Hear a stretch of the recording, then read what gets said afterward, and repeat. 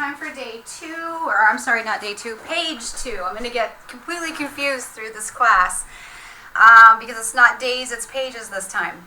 So, page number 2, and we're starting off with the background from our first page. We've got this color coming through, and I'm going to kind of look at this and I'm going to say we've got some nice brown with a hint of yellow, maybe even a little orange, and then we've got some, this is actually blue that's fading through, but here it looks kind of like a teal green. So that's sort of where we're starting, you know, we can start from. And I don't have a green distress ink, but I'm just digging through my supplies here. What I do have is a green distress ink pad. So what I thought I would do is get a sponge applicator. I just need to cut the end off of this a little bit so that it will take more new ink. It's kind of got old stuff stuck on it. Cut that off. So I kind of also have like this hint of a, and this is probably from when I spun the page on the craft sheet, but it reminded me of one of my stencils immediately. So I kind of want to play with that, and it actually sort of fits over it. So that's just, you know, like where I want to start. So that's how tiny inspiration you can have that can get you started, is, you know, when you see something and it makes you think of something else. So I just kind of want to start from there. So you could use any stencil to get started with your background, and I'm just going to sponge the color on, at least to start with. If I get a little frustrated, I might end up using a brush with it. But I don't want to fill out this entire stencil by any means. And I don't need to get perfect, you know, perfect coverage with it. One of the things I love about this stencil is the versatility of not filling it in all the way. I like the way it looks because this is actually derived from an original photo I took of a bullseye game that my daughter owns. And although I love the look of the bullseye, you know, when it's completely done, sometimes I just like this almost abstract sort of flower sunburst kind of look that it gets. So, you know, I don't always want to finish it all the way to the edge. And I'm just going to add a couple more of them. And I'm going to cheat, and I'm going to take a damp paintbrush. And I'm just going to try to pick up some of that color so that this one will be a little more watery. It'll probably bleed under the stencil a little bit. I don't care. Doesn't faze me at all. I am not a neat freak, nor am I OCD about things being perfect in my art journal, which is, ask my family, pretty much the exact opposite of my normal personality. So in some way, somehow, I feel like I'm set free from that when I'm working in my journal only. And I actually get a lot of comments and a lot of students come to me who actually are kind of perfectionists, and they say, you know, gee, I've seen your videos and you're so far from, you know, my personality of being a perfectionist that's why I'm taking your class in the hopes that it'll help free me up. And I always have to laugh when someone says that to me, because I am very much a perfectionist in, you know, other areas of my life. So now this time what I want to do is I want to just put some of the ink down onto my pad, and my reasoning for that is because I want to add a little bit of blue to it, and I'm just going to do that with a little bit of this aqua colored paint. So I kind of want to just mix those together, and then I'm just going to get my brush really wet and bring that over. I love this ink color when it's mixed with a bit of aqua. Just love the combination that you get. So, and my brush is probably really wet, so I'm going to start over here off the edge to get rid of a little bit of that water. Now I can go back kind of into the center a bit and not worry it's going to bleed too badly under the stencil. But yeah, I really am quite the little perfectionist. I spent many years coding HTML and PHP, and I am what in that world we would refer to as a standardista, which means that I'm very much oriented around coding to standard so that your web pages will work in as many browsers as possible, and so that other programmers can come in behind you and pick up where you left off with your work and not struggle to try to figure out what you've done because you weren't using standards. Not to mention, if you embrace coding with standards, coding is easier. It's a lot harder. You have to work twice as hard to code against standard, actually. Now I've got this, I don't want to use this one, never mind, I'm changing my mind. Hold on. Don't you love that? I'm female, I can change my mind. I'm going to use this, what color is this? It's just yellow. It's just what they call it, is yellow. Apple Barrel acrylic. And I'm just going to kind of mix it with what little bit is left over here. It might have gotten a little too much, but just want to mix it with this whatever aqua color was left. Now I've just got a little bit more of a, vibrant sap green going on. And of course, by layering this the way I am, it's kind of altering what the stencil would look like on its own, which is actually the fun, can be the fun part about it, is that when you can't necessarily tell exactly where someone, like in other words, when you can't tell what stencil necessarily was used. That can be a lot of fun to do. Now, when I was grabbing up supplies, I'm actually just going to take that color and grab out a blank page from my journal. So I'm going to grab this. I'm just going to wipe it on there. That'll be a fun start for another page later on.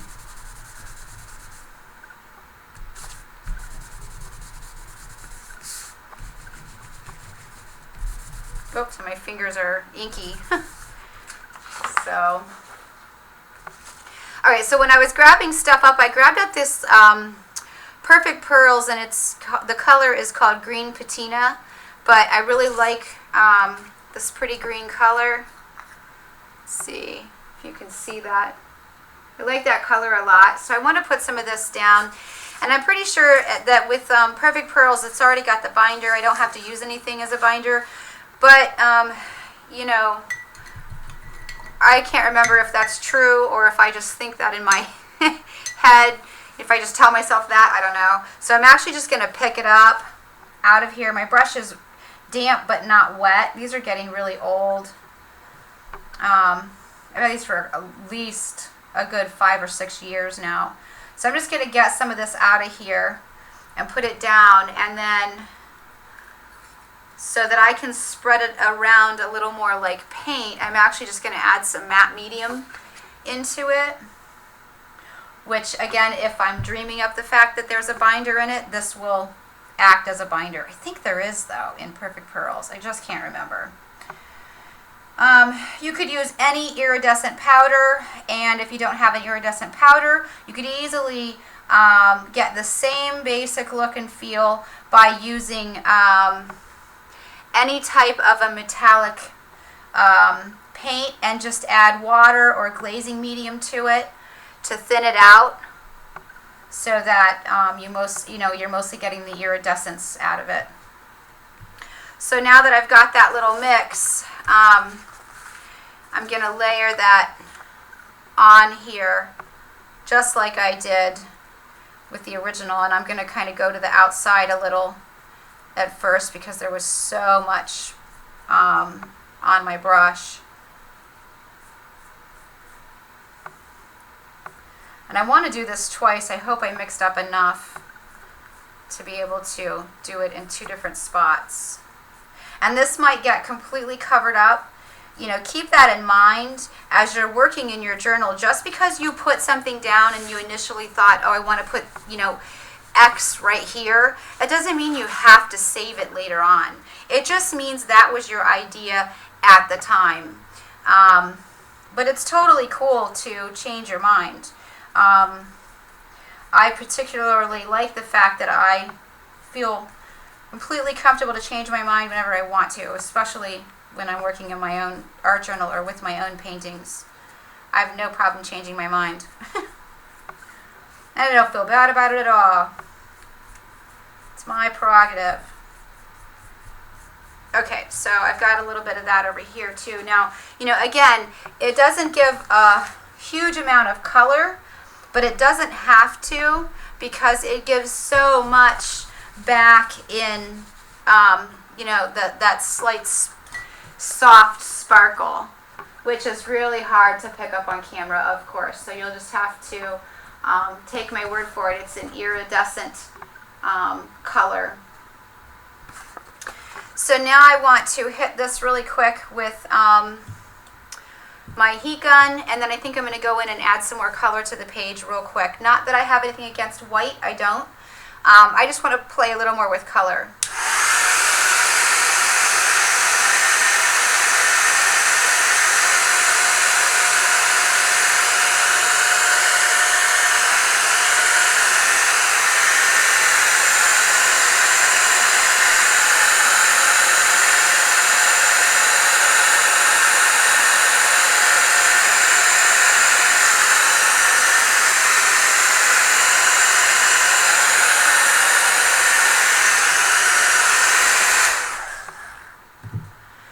Okay, so I'm going to keep the yellow that I started with. I'm just going to put a small, tiny dollop of it out. And I'm still going to go back to using that round brush because I like the way a round brush can smush paint out differently than, like my typical flat brush that I like to use. Now I've got a really, really wet brush. And I'm just going to kind of, get that paint down to more of a wash. And I know that, a lot of people say, oh gosh, craft paints, cheap craft paints don't have a lot of pigment. You're breaking it down. I seal most of my pages, so my color's not going to rub off or anything like that. And acrylics were designed to be used with water. That was the entire purpose to creating acrylics. So a lot of people will tell you, oh, you have to use a medium. You can't just use water. That's actually not true. I understand why they do it, but it's not true. You can definitely use water with acrylics, and it's not going to hurt a thing. I just want to wash a little color into the background here behind some of my designs, and for the ones that were done with the Distress ink only, they're actually it's going to probably soften a little because, again, they're not permanent even when they're dry. So, knowing that, you can kind of use that to your advantage most of the time. Now I'm just going to soak up the last little bit of this water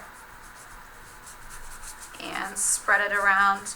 Now, since I used the yellow on that other page here, I'm actually just going to pick it up, which will almost give me kind of a you know, like a grungy monoprint look, which can be a lot of fun.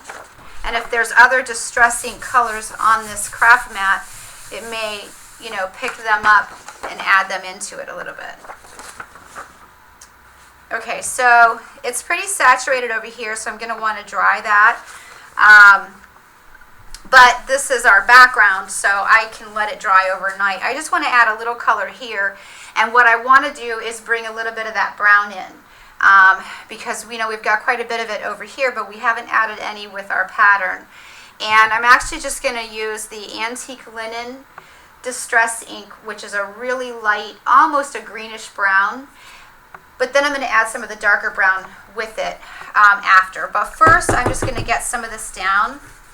And I'm just washing it on there. I don't care if you can see little lines, if it's not perfect, if it doesn't fill the whole area. This is my background, and so as far as I'm concerned, this is the one place I can be the most messy and inconsistent. So now that I've kind of got that on there and it's wet, I'm going to just give it another little spritz or two of water, because I want a lot of water on here. Now I'm going to just fill in some more color, and I'm not being at all perfect or neat or anything with it. I'm just being really random. Now I'm going to get that big flat brush that I used in our first page. It's got lots of water on it, and I'm just going to move this color around. So it's got to be one of the fastest ways to get a page started. And even though this page obviously has a lot of color on it, it is, quite honestly, there's a lot of what you would term white space.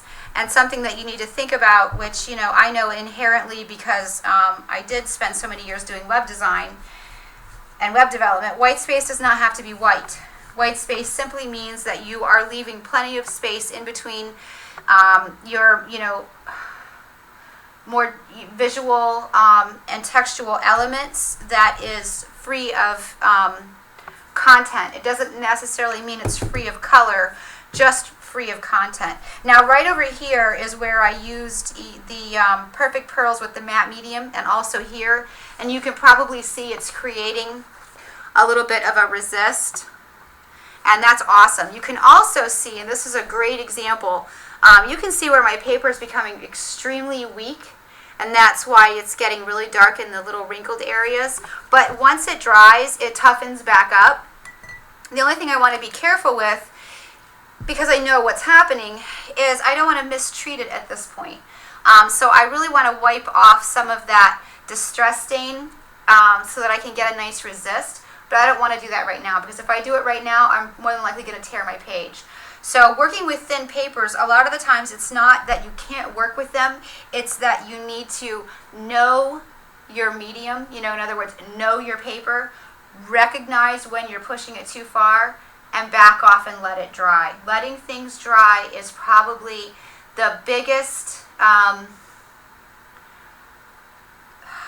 mistake that people make in art journaling or, you know, mixed media, is that not letting stuff dry, or, you know, trying to speed dry everything, and then when it doesn't get dry enough fast enough, you just keep going, and that's when you tend to, you know, make errors that you then are washi taping it down, which, believe me, I do it.